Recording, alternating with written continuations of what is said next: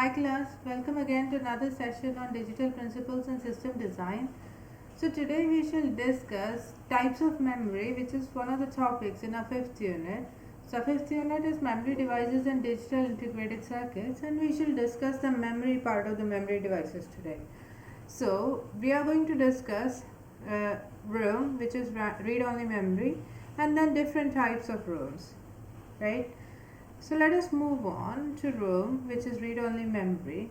So as the name suggests, the data stored in this type of memory can only be read. Data cannot be written into this memory. So it is also called as permanent memory. And generally what happens is these type of memory are in the form of an IC, and then the data written during the manufacturing process is permanently stored in this memory. So an example of ROM would be your processor, like Intel processor or any your computer processor, right? So you can't a certain part of your computer is functional because of the the Intel IC, that is Intel or AMD IC, whichever computer you're using.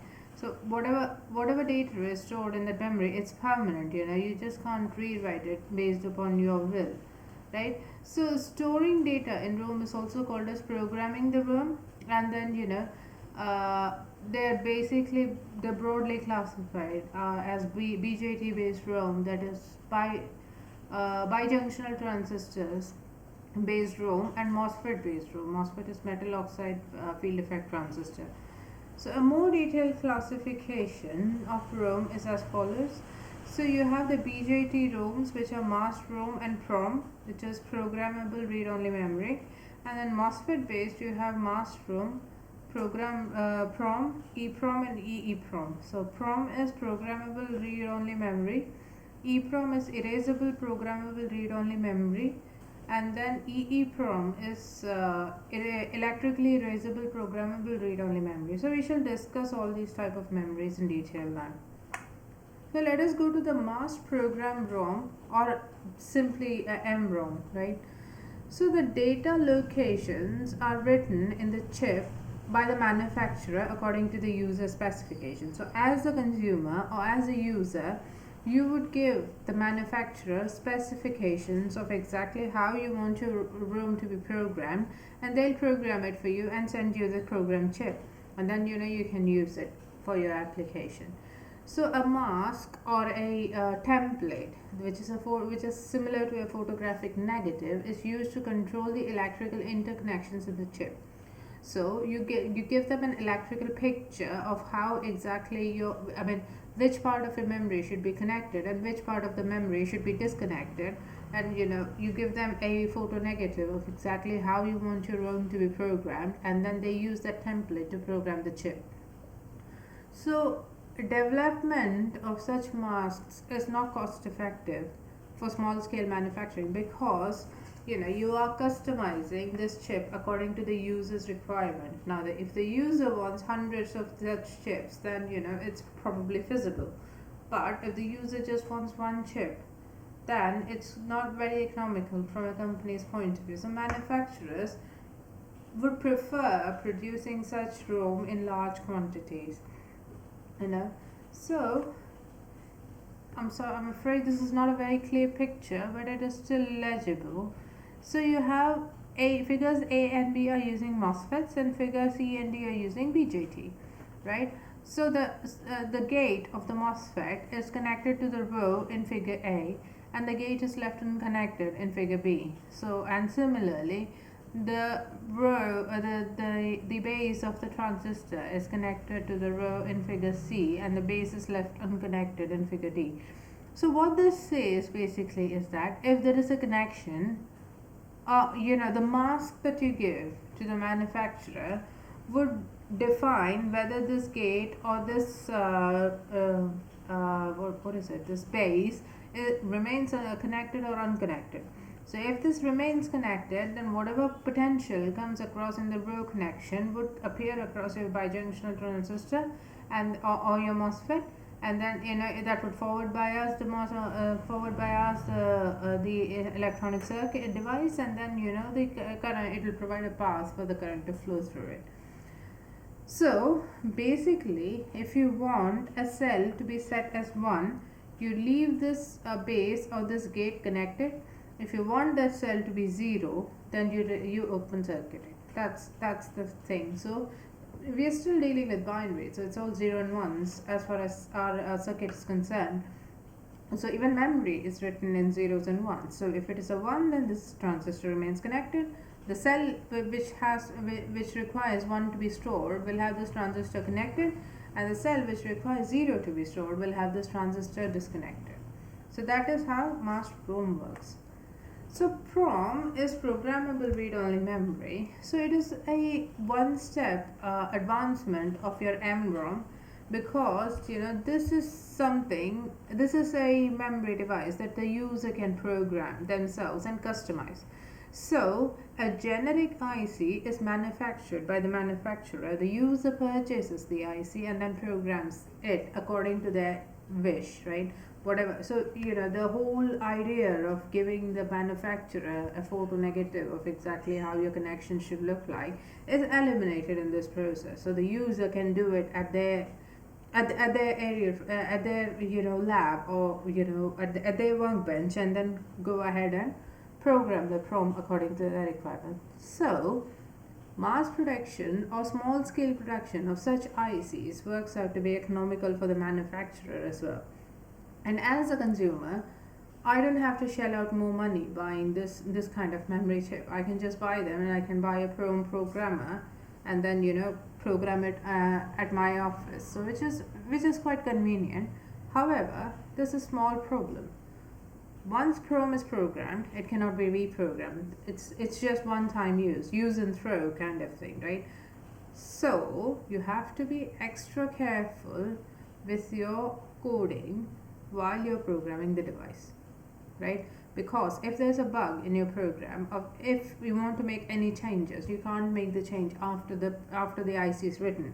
So once the IC is written, and if there is a bug, or if there is some fault in the program that you've written, you have to throw the IC away, and then you have to buy a new IC, and then remove the bug, squash the bug, and then write the program again and use the IC. So the structure of PROM is also similar to that of MROM, and these devices are also called as one-time programmable device, because it's very obvious they can only be programmed once.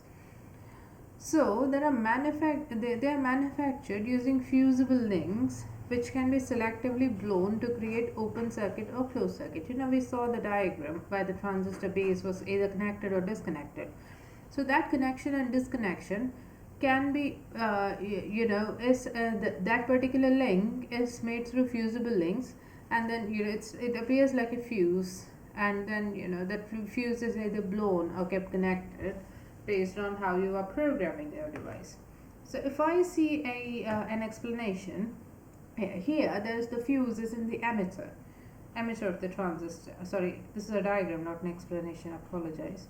So the emitter's got a fuse connected here. So when you are connecting this chip to a PROM programmer, this fuse is either blown or kept intact, depending on whether you want this whether you want to store 0 in this transistor or 1 in this transistor, right? So each transistor is actually a memory cell.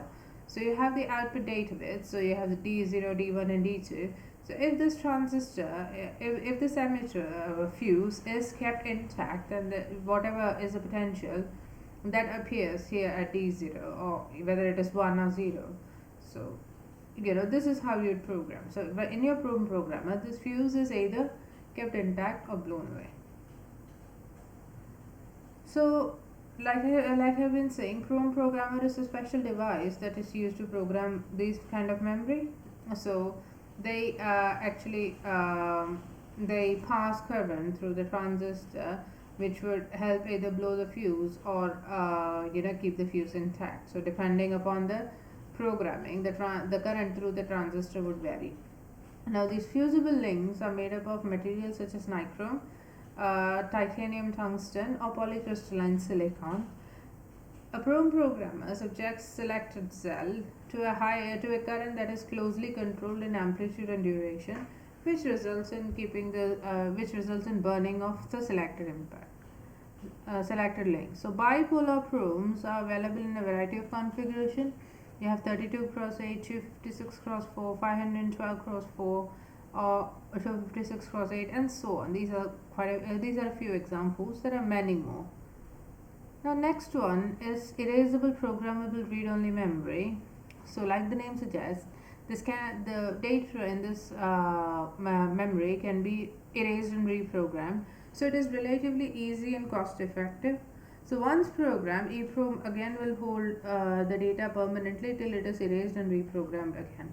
So ultraviolet rays are usually used for erasing the data, and the process of programming an EEPROM requires application of special voltage level at appropriate chip inputs for a specified duration. Similar to how we were programming PROM. Now, EEPROM is exposed to high UV radiation for erasing the data and possesses a transparent quartz window, which allows ultraviolet radiation. It might take up to 30 minutes to erase the data from EEPROM. However, one of the main disadvantages of using EEPROM is that selective erasing of data is not possible. So either you have to completely erase the data and then rewrite the whole thing again, or you have to leave the data as it is, right? So if you want to erase, you have to erase it completely. So EEPROMs are available in a variety of size and access time. So you have 128 kilobyte cross 8 with 45 nanoseconds access time, which is the most commonly available EEPROM. Now finally you have the EEPROM, which is electrically erasable programmable read-only memory. So EEPROM has two major disadvantages. One is that it has to be removed from the socket in order to erase the data, because you are exposing it to ultraviolet radiation, right? If you keep it connected, it might damage your device. And then the entire data has to be removed. Selective erasing of data is not possible. So EEPROM is a advancement of EEPROM. So obviously it overcomes these two disadvantages. So it doesn't have to be removed from the socket, and selective erasing of data is possible. So the time required for erasing and writing a data in EEPROM is much less than the conventional read-write memory, and it is possible to erase and store even a single byte of memory in a memory array. Right? The first EEPROM was developed by Intel, and it was the Intel 2816 with 2 kilobyte cross 8 memory that could be accessed in 250 nanoseconds. I think that's all I have to speak about memory devices in this video. I hope you had a fruitful session learning about them. Please take care.